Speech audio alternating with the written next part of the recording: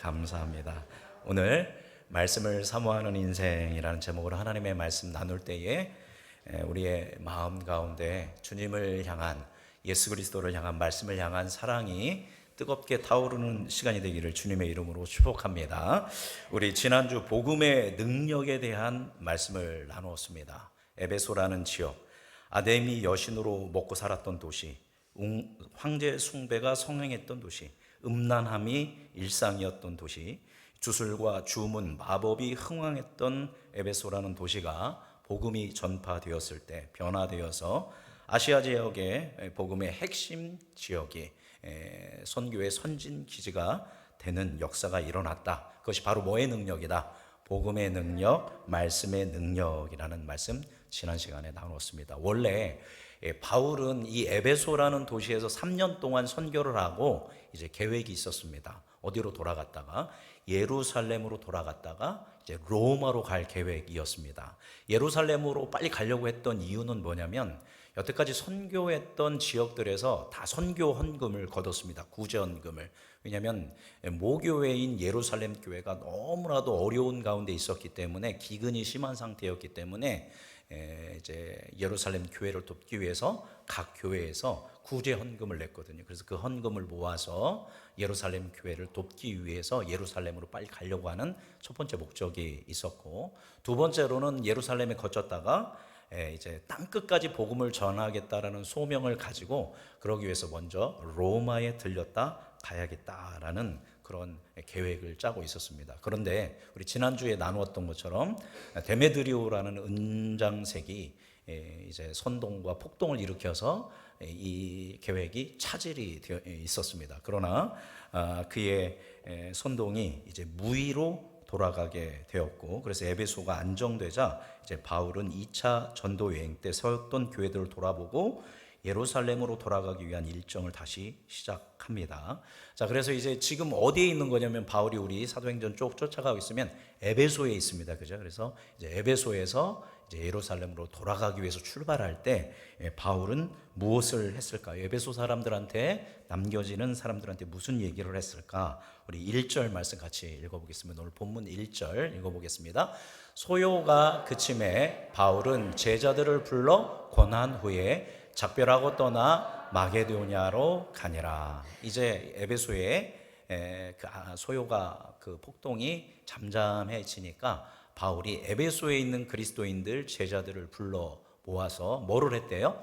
권하였다라는 겁니다. 우리 다음 주에 뭐를 권하였는지는 다시 볼 건데, 복음에 대해서, 예수 그리스도의 죽으심의 의미, 그분의 부활의 의미, 성령이 임하심, 그리고 예수님이 다시 오실 때 일어날 일들, 오직 믿음으로, 우리의 열심과 노력이 아닌 믿음으로 구원받을 수 있다라는 복음의 진리의 터 위에 굳게 서야 한다라고 그렇게 권한 후에 작별하고 떠납니다. 어디로 떠났대요? 마게도냐로 떠나게 됩니다. 여러분, 마게도냐는 어떤 교회가 있을까요? 이거 맞히시면 대단합니다. 마케도냐가 어딘지도 잘 기억이 안 나실 수 있어요. 그죠?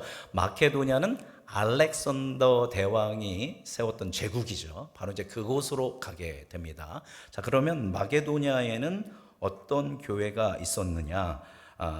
마게도냐는 우리가 잘 알고 있는 빌립보 교회, 데살로니가 교회, 베레아 교회가 있었습니다. 그 마케도냐로 가서 빌립보 교회, 데살로니가 교회, 베레아 교회를 가서 거기에서 또 무엇을 했는가? 자, 우리 2절 말씀 같이 읽어보겠습니다.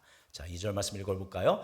그 지방으로 다녀가며 여러 말로 제자들에게 권하고 헬라에 이르러. 그 지방은 어디입니까? 마게도냐. 그러니까 마게도냐에 있는 빌립보 교회, 데살로니가 교회, 베레아 교회를 다녀가면서 제자들에게 뭐 했대요? 권하였다라는 겁니다. 뭐를 권했을까요? 에베소에 권한 것과 동일하게 복음에 대해서, 예수 그리스도에 대해서, 말씀에 대해서 여러 가지로 가르칩니다. 그렇게 쭉 가르치는데, 원래 우리 데살로니가전서 강해 설교할 때 들으셨을 때 데살로니가 교회가 훌륭한 교회 기억하시죠? 어린 교회지만, 이제 생긴 지 1년도 안 된 교회지만 그 전 지역의 본이 되는 그런 훌륭한 교회였습니다. 그런데 데살로니가 교회에서 바울이 핍박을 받았기 때문에 어쩔 수 없이 피할 수밖에 없었는데, 그때 그 데살로니가 교회에 있는 유대인들과 바울의 대적들이 바울을 모함했습니다. 바울은 니들 사랑하지 않는다. 그는 그냥 자기 안위와 부귀 영화만을 바라는 지도자였지 너희를 사랑하는 지도자가 아니다 라고 하면서 이간질을 했는데, 바로 그래했던 빌립보, 데살로니가 베레아를 다시 방문한 겁니다. 2차 전도여행 때 이제 개척했던 그 교회를 3차 전도여행을 마무리하면서 다시 방문하여 복음에 대해서 권하고 믿음의 교제를 이루게 됩니다. 그 다음에 어디로 갔대요? 헬라에 갔다라는 겁니다. 헬라. 요즘 그리스라고 하죠, 그죠? 그리스, 헬라, 아가야 지방인데 이 헬라로 가게 됩니다. 헬라에는 어떤 교회가 있을까요? 고린도 교회가 있습니다. 그래서 그 고린도 교회에 가서 또 복음을 권면하게 됩니다. 한번 지도 한번 띄워주시겠습니까? 우리가 잘 기억이 안 나실 텐데 보면 여기가 오른쪽 보이시죠? 여기가 안디옥 교회에서 3차로 파송해서 이렇게 쭉 가서 여기가 갈라디아 교회입니다.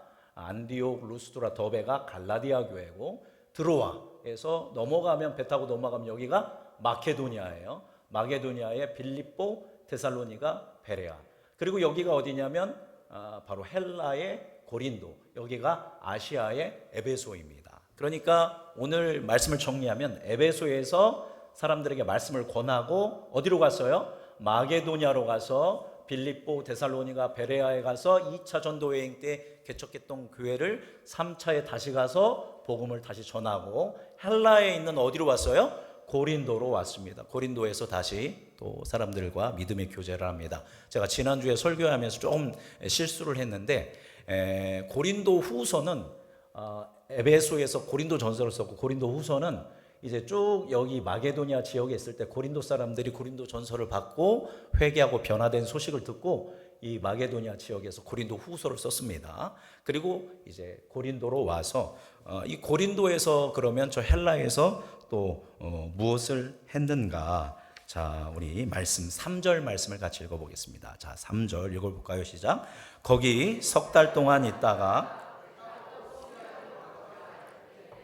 유대인들이 자기를 해하려고 공모함으로 마게도냐를 거쳐 돌아가기로 작정하니. 이 헬라 고린도 교회에 몇 달 동안 있었대요? 3달 동안 있었습니다. 이제 고린도 전서, 고린도 후서, 고린도 교회가 문제가 많은 교회였거든요. 그래서 그 문제를 해결할 수 있는 방법이 고린도 전서 13장에 기록되어 있습니다. 믿음, 소망, 사랑, 그 중에 제일은 뭐다? 사랑이다. 은사, 능력, 권력 이런 게 중요한 게 아니라 교회가 하나 될 수 있는 힘은 예수 그리스도의 무엇으로 하나 될 수 있다? 사랑으로 하나 될 수 있다. 이게 고린도 전서, 고린도 후서의 내용입니다. 바로 전서 후서를 통해서 회복된 그 고린도 교회를 다시 잘 추스르고 3개월 동안 여기서 있으면서 이제 여기서 편지 하나를 씁니다. 제가 지난주에도 이것도 잘못 말씀드렸습니다. 바로 이 고린도에서 로마서를 기록하게 됩니다. 여러분에게 제가 성경을 처음 읽는다라고 한다면, 그리고 이제 내가 성경을 제대로 좀 더 읽고 싶다라고 한다면 먼저 복음서를 읽어야 합니다. 복음서 중에서 마태복음을 몇 번 읽으시는 거예요. 그런 다음에 그 다음 추천하는 데가 어디냐면 로마서입니다. 로마서에는 예수 그리스도의 복음, 도대체 예수를 믿는다라는 게 우리에게 어떤 의미인가? 예수를 믿는다고 우리가 어떻게 죄사함을 받고 구원을 받을 수 있는가? 영생을 얻을 수 있는가? 그거에 대해서 아주 잘 기록되어 있는 책이 뭐냐면 로마서입니다. 자, 보니까 에베소에서 제자들을 모아놓고 복음을 권면했고, 마게도냐로 와가지고 마게도냐 교회에서도 복음으로 권면했고, 이 헬라의 고린도 교회에 와서도 뭐를 정리했어요? 복음을 잘 정리해서 뭐를 썼다? 로마서를 써서 로마 교회에 이 로마서를 보냅니다. 이신칭의 이 복음을 바로 고린도에서 잘 기록했다라는 것입니다. 자, 그렇게 해서 지금 이제 어디로 가려고 하고 있냐면 예루살렘으로 이제 가려고 하고 있는 가운데 있습니다.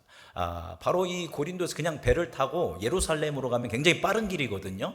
근데 여기 보니까 수리아로 가려고 할 때 먼저 수리아 안디옥, 시리아 안디옥을 들렸다가 예루살렘으로 가려고 했는데, 이 뱃길로 가면 빠른 길인데 누가 이 배에 승선을 하냐면 유대인들이 자기를 해하려고 공모함으로, 많은 유대인들이 바울을 싫어하는 그 유대인들이, 바울의 대적들이 바울을 암살하려고 했기 때문에 뭐를 탔다가는, 배를 탔다가는 그대로 뭐 배에서 던져지면 죽게 되기 때문에 배로 가는 게 아니라 마게도냐로, 아까 이야기했던 그 마게도냐로 다시 육로로 가게 됩니다. 그래서 이제 베레아로, 데살로니가로, 빌립보로 이렇게 쭉 거쳐서 가게 됩니다. 이때 여기서 잠깐 중간에 바울이 이 3차 전도 여행을 할 때 함께 했던 전도 여행 팀에 대한 명단이 쭉 기록되어 있습니다. 바울은 뭐 혼자 잘나서 혼자 전도 여행을 한 게 아니라 늘 누구와 함께 했냐면 팀원들과 함께 했었습니다. 그 팀원이 4절에 기록되어 있습니다. 우리 4절 말씀 같이 읽어보겠습니다. 아시아까지 함께 가는 자는 베레아 사람 브로의 아들 소바도와 데살로니가 사람 아리스다고와 세군도와 더베 사람 가이오와 및 디모데와 아시아 사람 두기고와 드로비모라. 참 발음까지 하기도 어렵죠, 그죠? 발음하기도 어려운 이 이름들을 여기 쭉 이렇게 기록했는가? 여기는 이유가 있습니다. 이 사람들은 다 어디의 대표냐면 각 지역의 대표입니다. 베레아 사람 소바도, 데살로니가 사람 아리스다고. 이 베레아와 데살로니가는 앞서 말씀드린 마게도니아 지역입니다. 그 다음에 더베 사람 가이오와 디모데. 이 더베는 어디냐면 바로 갈라디아 교회입니다. 갈라디아의 더베, 그 다음에 디모데는 갈라디아의 루스드라 사람이고요. 아시아 사람 두기고와 드로비모는 어디 사람이냐? 아시아는 에베소의 지역의 사람들입니다. 지도 다시 한번 띄워주시겠습니까? 지도. 자, 지금 이 명단들이 쭉 나왔는데 이 사람들이 다 어디 사냐면 루스드라 사람, 더베 사람, 여기 갈라디아 지역이죠. 그 다음 데살로니가 사람, 베레아 사람, 여기는 마게도니아 지역이죠. 아시아 사람, 여기는 에베소 지역입니다. 그러니까 지금 바울이 1차, 2차, 3차 전도 여행을 했었는데 그 도시마다 회심한 사람들이 뭐에 함께하고 있어요? 전도팀에 함께 합류하고 있다라는 겁니다. 이 구체적인 명단을 여기에다 이렇게 발음하기도 어려운 이 명단을 제시한 이유는 이들이 1차, 2차, 3차 전도 여행의 복음의 열매들이기 때문이었다라는 것입니다. 이제 지도 빼주셔도 되겠습니다. 자, 그런데 지금 여기서 다시 명단 띄워주시겠어요? 명단. 여기 보면 이 사람들이 바울과 함께 목숨을 걸고 1차, 2차, 특별히 3차 전도 여행을 하는 사람인데 이 사람들에게는 공통점이 하나 있습니다. 다 이분들이 어떤 신자이냐면 우리가 생각하기에는 바울과 함께 전도 여행을 하니까 믿음도 좋고, 그죠? 그다음에 신앙에 대한 해박한 지식을 가지고 있고 영역도 있고 그런 탁월한 오래된 그리스도인들 같지만 이 사람들이 다 언제부터 예수를 믿은 사람이냐면 바울이 1차, 2차, 3차 전도 여행을 하면서 믿게 된 사람들입니다. 그러니까 가장 오랜 신앙생활한 사람도 몇 년이 안 되는 거냐면 10년이 안 되는 겁니다. 그러니까 이런 사람들을 우리는 교회에서 무슨 신자라고 합니까? 초신자라고 합니다. 초신자. 이 명단들이 오래된 막 10년, 20년 그래서 장로가 되고 권사가 되고 이런 명단들이 아니라 이제 예수를 믿은 지 2, 3년 된 사람들, 길어야 10년 이내에 된 사람들이 이 팀을 이루었다라는 겁니다. 그래서 우리가 생각하기에 선교하는 것, 전도하는 것, 주님의 몸된 교회를 아름답게 세우는 것은 교회에서 연조도 있고 영역도 있고 신앙의 그 모든 것이 있는 사람만 할 수 있다라고 생각하는데 초대교회의 모습을 보면 그렇지 않다라는 겁니다. 뭐의 능력에 사로잡힌? 말씀의 능력, 복음의 능력에 사로잡히고 성령의 충만함을 받은, 이제 믿기 시작하지 한지 몇 년 안 된, 그리고 뭐 1년도 안 된 이런 사람들이 누구와 함께? 바울과 함께 이런 전도팀에 합류해서 이런 일들을 감당하고 있다라는 것을 이 말씀을 통해 볼 수 있습니다. 그러니까 적어도 물론 오늘 새로 오신 분들도 있고 이제 믿기 시작하신 분들도 있지만 대부분 누가 더 오랫동안 믿고 더 잘 믿었어요? 여기 앉아 계신 우리 장로님들, 권사님들, 집사님들, 성도님들이 더 오래 믿고 이 사람들보다 뭐에 대해 더 잘 알아요? 성경에 대해서, 말씀에 대해서 알므로는 이 사람들보다 훨씬 많이 알고 있는 게 누구예요?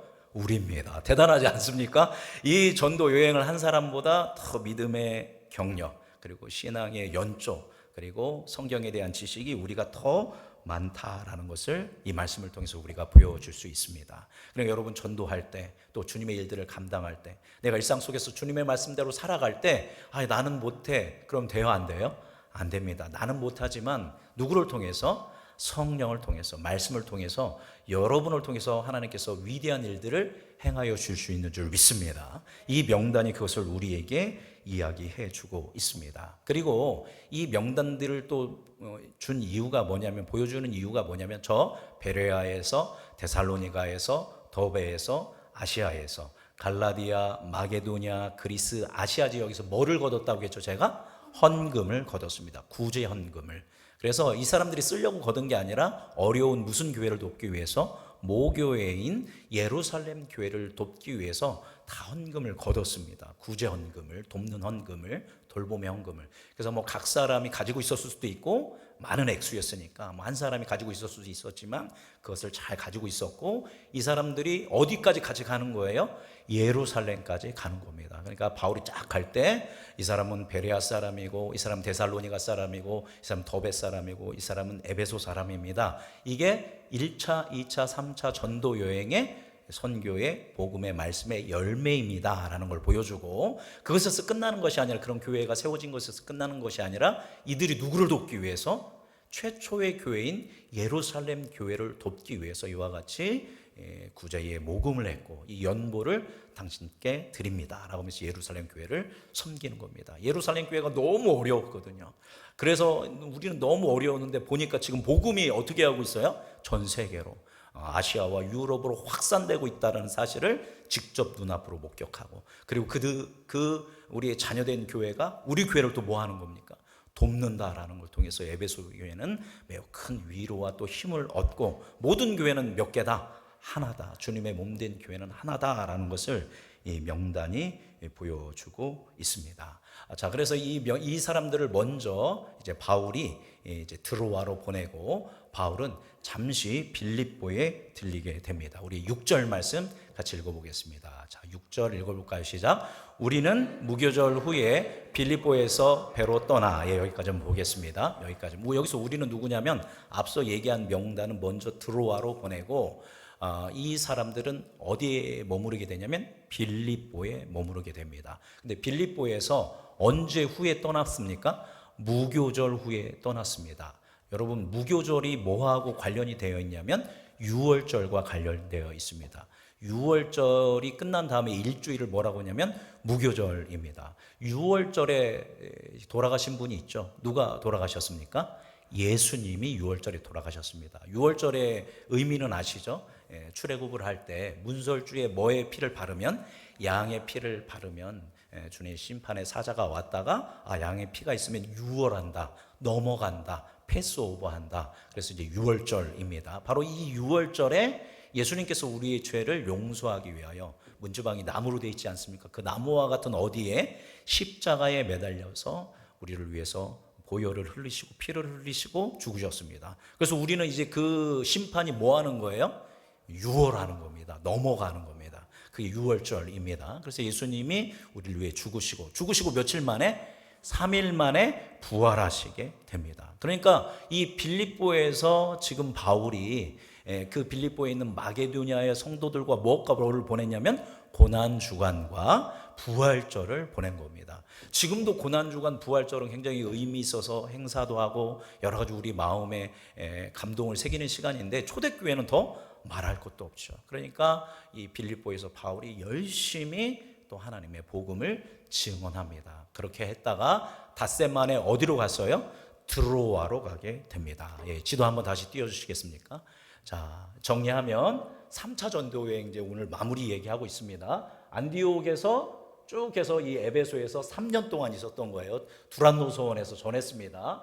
그 다음에 어디로 갔다? 마케도냐에 빌립보, 데살로니가, 베레아로 가서 여기에서 복음을 권면하고, 여기서도 제자들을 모아서 복음을 권면하고, 헬라에 어디로 갔다? 고린도로 갔다. 여기에서 로마서를 쓰고 또 이 사람들 복음으로 권면하고, 배 타고 일로 가면 되는데 암살자들이 있어서 배로 못 가고 육로로 다시 베레와 데살로니가 빌립보로 갑니다. 그래서 빌립보에서 고난주간과 부활절을 보냈습니다. 그리고 배를 타고 어디로 넘어와요?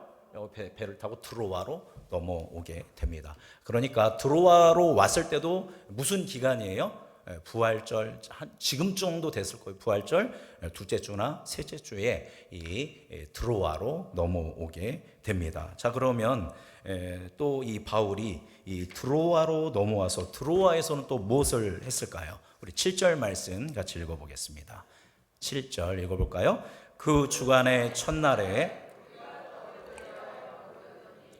바울이 이튿날 떠나고자 하여 그들에게 강론할세 말을 밤중까지 계속하매. 여기 그 주간의 첫날, 이거는 뭐를 얘기하냐면 주일을 얘기하는 겁니다. 주일에 우리가 뭐를 때려 했다? 떡을 뗀다. 이거는 성찬을 얘기하는 것입니다. 그래서 모였습니다. 그래서 바울이 사람들을 모아놓고 강론을 하는데 언제까지 했대요? 밤중까지 강론을 계속했다라는 겁니다. 그러니까 드로아에서도 뭐에 대해서 또 얘기하는 거예요? 예수님에 대해서, 복음에 대해서 밤중까지 했다라는 겁니다. 밤중까지 계속 복음을 전했던 이유는 뭐냐면 바울이 언제 떠나려고 했어요? 다음 날 떠나려고, 이튿날 떠나려고 했기 때문에 밤중까지 계속됐습니다. 지금은 우리가 주일 예배를 언제 드립니까? 대부분 대예배라고 하면서 오전 9시, 11시에 예배를 드리는데, 학자들에 의하면 초대교회는 주일 예배를 언제 드렸냐면 저녁에 모였습니다. 왜냐하면 우리는 지금 아침이 시작이지만 유대인한테는 언제가 시작이냐면 저녁부터 하루가 시작되거든요. 그 이유도 있었고, 주일에 저녁에 모이는 이유가. 두 번째로 그 이유는 뭐냐면 교회에 모이는 구성원들이 대부분 계급이 뭐였냐면 반 이상이 노예였습니다. 노예. 지금은 뭐 우리 이렇게 깔끔하게 있고 고상하게 예배드리고 있지만 이 초대교회 때는 모여있는 사람 쭉 보면 다 뭐예요? 계급들이 반 이상이 노예이고 꾀죄죄한 그러한 천민의 계급들이었습니다. 노예니까 당연히 낮에는 뭐 해야 합니까? 집에서 일해야죠. 노동해야죠. 그나마 언제 쉴 수 있어요? 밤에 쉴 수 있기 때문에 그 노예 계급들이 밤이 되면 이렇게 와가지고 함께 떡을 떼고 함께 복음을 들었다라는 겁니다. 초대교회 때는 마음이 가난한 사람, 오직 하나님만 의지하고 예수 그리스도를 통해서 구원받고자 했던 그런 노예들이 대부분이었기 때문에 밤에 그렇게 모였다라는 겁니다. 근데 바울도 다음 날 떠날 거니까 이제 설교를 시작했는데 언제까지 계속돼요? 저녁에 시작했는데 언제까지? 밤중까지 설교가 계속 되는 겁니다. 그죠? 지금 설교 잘 듣고 계시죠? 일부 예배 때는 예배를 4명이, 5명이 드립니다. 그러니까 졸 수가 없어요. 제가 5명을 계속 번갈아 가면서 보니까. 근데 2부 예배 때는 여차하면 졸 수 있거든요. 그죠? 그런데 바울이 설교를 하는데 길게 설교하는 거예요. 왜냐하면 이튿날 뭐 하니까? 떠나니까 설교를 계속 하니까 한 사람 한 사람 뭐 하기 시작해요?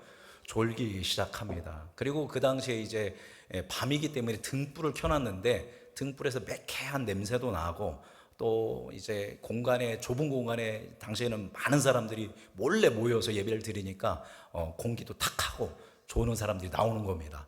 졸면 어떻게 하면 됩니까? 우리는 좀 일어나서 뒤로 가기 어렵지만 졸면 일어나는 거죠. 일어나서 뒤로 가는데 뒤에 가서 서 있는데도 졸리는 거예요. 한 사람이, 한 청년입니다. 근데 이 청년이 너무 졸리니까 어디에 앉냐면 이제 그 창틀에 앉게 됩니다. 근데 여기가 몇 층이었냐면 3층입니다. 아마 제가 보기에는 어떻게든 복음을 들으려고, 그죠? 말씀을 들은데 졸리면 뭐 하면 돼요? 밤새우니까 그냥 집에 가면 되는데 어떻게든 듣고 싶으니까 내가 3층에서 앉아서 졸지는 않겠지. 왜냐하면 3층 그 창틀에서 앉아서 졸면 어떻게 되는 거예요? 떨어지면 죽는 겁니다. 뭐를 각오하고 거기 앉은 거예요? 죽기를 각오하고 내가 뭐를 듣겠다? 말씀을 듣겠다. 정말 유도고는 훌륭한 청년입니다. 자칫 닮은 아이고 설교 시간에 졸았으니까 떨어져도 마땅하지. 그렇지 않다라는 겁니다. 아주 길게 설교하니까 어떻게든 깨어 있으려고 거기에 걸터 앉은 것입니다. 그런데 어떤 일이 일어납니까? 우리 9절 말씀 9절 읽어보겠습니다. 9절. 유도고라 하는 청년이 창에 걸터 앉아 있다가 깊이 졸더니 바울이 강론하기를 더 오래 하매 졸음을 이기지 못하여 3층에서 떨어지거늘 일으켜 보니 죽었는지라. 이 사도행전을 쓰고 있는 누가가 의사거든요. 의사가 달려서 가서 보니까 3층에서 1층으로 막 달려가 보니까 얘가, 이 젊은 청년이 소년이라고도 하는데 어떻게 된 거예요? 죽은 겁니다. 10대의 이 유도고라는 이 청년이 죽은 겁니다. 누가 잘못한 겁니까? 좋은 사람이 잘못한 겁니까? 아니면 중간에 강론하기를 더 오래 하니 누가 잘못인지는 모르겠는데 한번 떨어져서 죽게 된 겁니다. 여러분 생각해 보십시오. 이렇게 설교하다가 부흥회하다가 한 사람이 떨어져 죽었다고 하면 큰일이 나지 않겠습니까?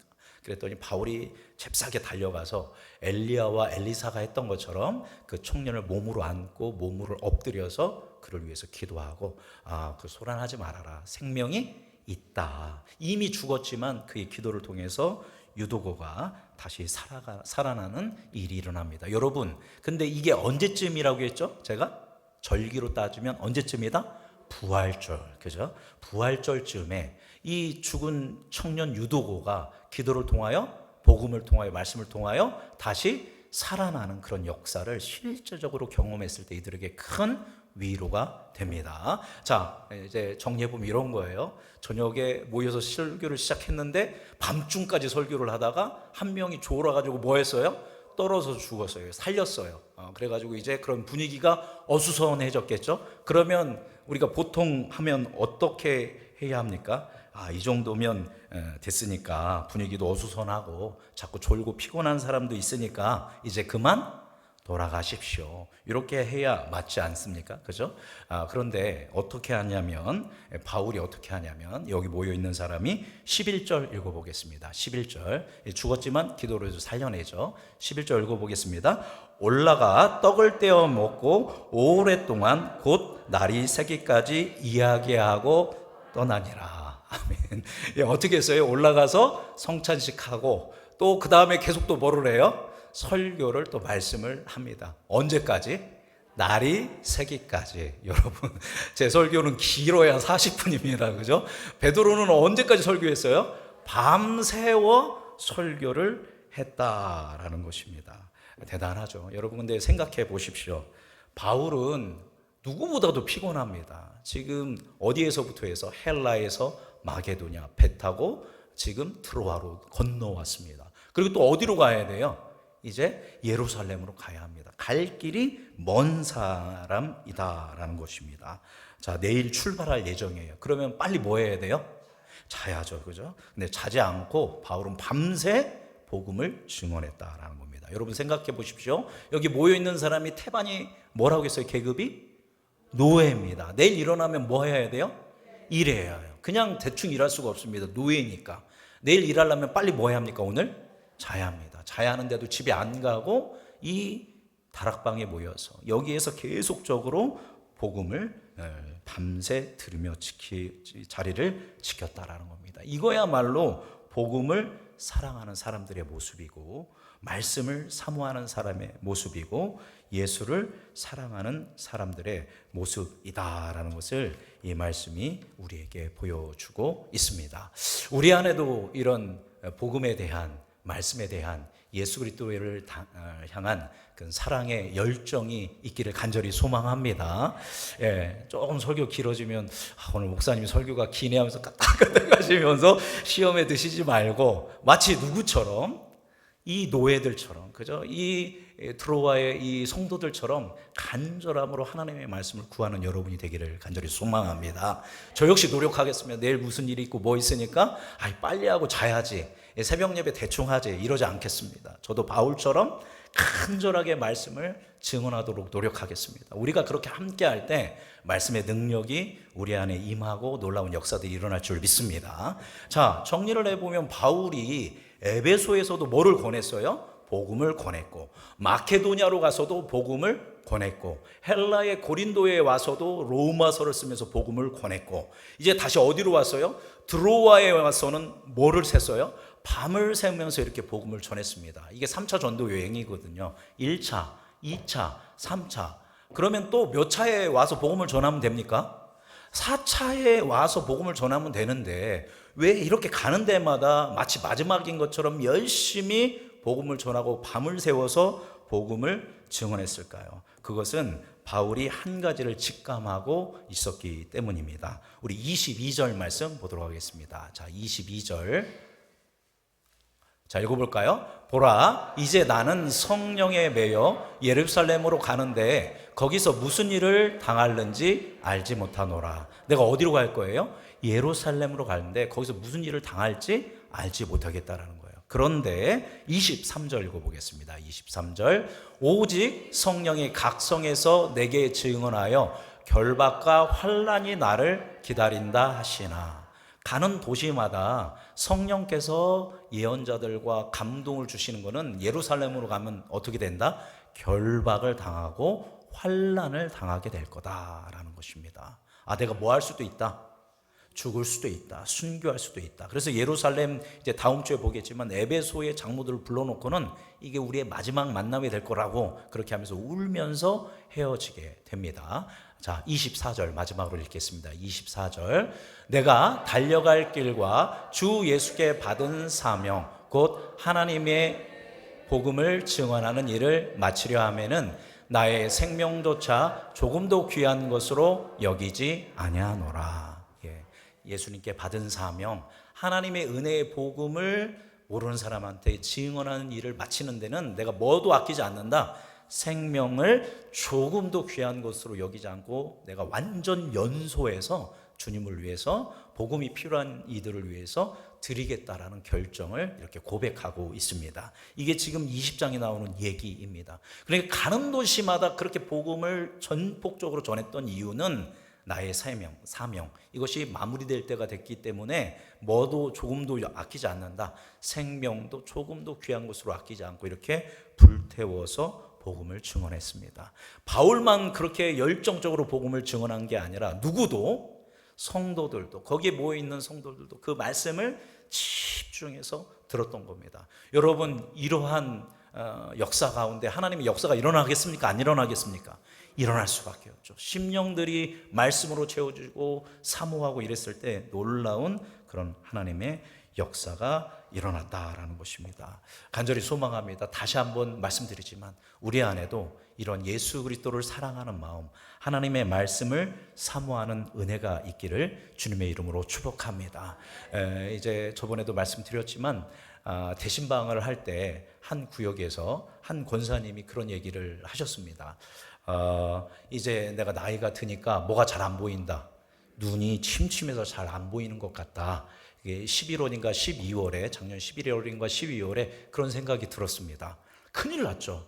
내가 뭐가 안 보이면, 눈이 안 보이면 하나님의 말씀을 못 보게 됩니다. 그러면 뭐 하면 돼요? 지금 보일 때 뭐 하면 됩니까? 말씀을 읽으면 되는 겁니다. 물론 유튜브로도 들어도 되겠지만 읽는 것이 또 그 의미가 있으니까. 그래서 이 권사님이 그때부터 성경을 열심히 읽어서 3월 중순까지 일독을 하셨다라는 겁니다. 바로 그 마음인 거예요. 그죠? 내가 뭐를 못 읽을 수도 있다. 하나님의 말씀을 읽지 못할 수도 있다. 이 말씀을 마지막으로 전할 수 있고 내가 마지막으로 이 말씀을 들을 수 있다라는 그 간절함으로 하나님의 말씀을 읽고 또 하나님의 말씀을 전하고 하나님의 말씀을 들을 때에 우리 심령 가운데 그 말씀이 심겨지고 그 성경 말씀을 통하여, 그 설교 말씀을 통하여 비로소 나를 향한, 우리를 향한 하나님의 뜻, 하나님의 음성을 듣게 되는 은혜의 역사가 일어날 줄 믿습니다. 이것이 바로 무엇을 사모하는 인생? 말씀을 사모하는 인생의 모습인 줄 믿습니다. 우리 음성중앙교회 모든 성도님들이 제가 말씀드린 권사님처럼, 그리고 오늘의 드로아의, 그리고 그 수많은 성도들처럼, 그리고 끝까지 복음을 붙들고 복음을 증언했던 바울처럼 말씀을 사모하는 인생, 주님의 은총과 은혜를 그리하여 이루어가는 인생이 되는 여러분이 되기를 주님의 이름으로 축복합니다. 기도하겠습니다. 살아계신 주님,